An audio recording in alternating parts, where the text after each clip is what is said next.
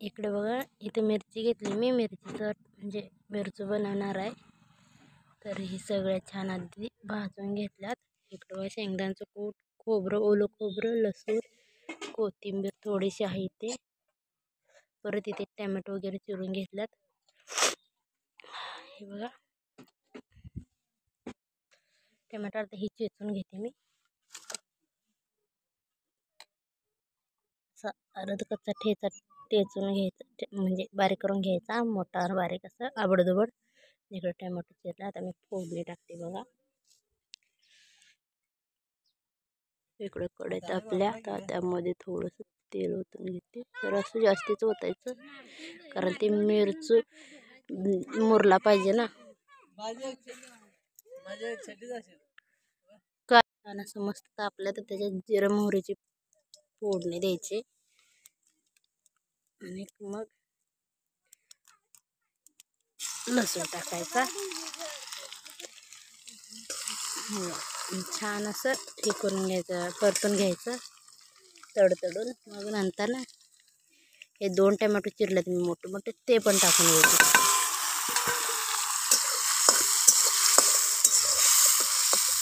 ते असं मस्त मौसूत भाजून घ्यायचं.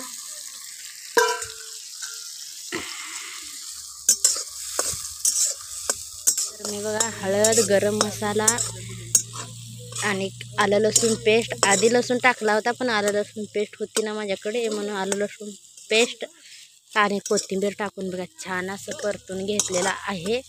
तर आता त्यामध्ये ना ओलं खोबरं टाकून घेते मी पाण्याला. जरा घेऊन जा, राहत नाही ते. वगैरे भाजून घेतला बघा इकडे. आता मी त्यामध्ये हा मिरची टाकणार आहे. हे बघा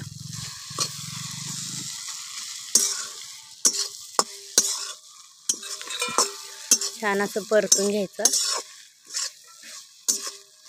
आणि त्यामध्ये ना शेंगदाण्याचं कूट,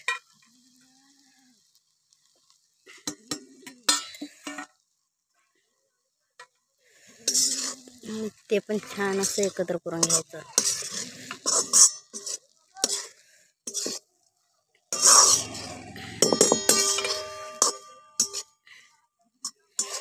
आणि थोडंसंच तेल ओतायचं. मी टाकायचं, आधी मी मिरचीची असताना टाकलं होतं, तरी पण थोडंसं आणि टाकायचं.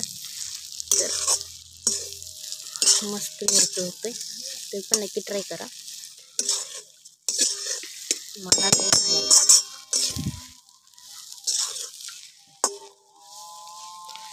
मस्त मिरची झालाय. आणि ह्यावर ना थोडा वेळ जरासं ताट झाकायचं, म्हणजे जरासं वापरला पाहिजे, तेलातच वापरते छान.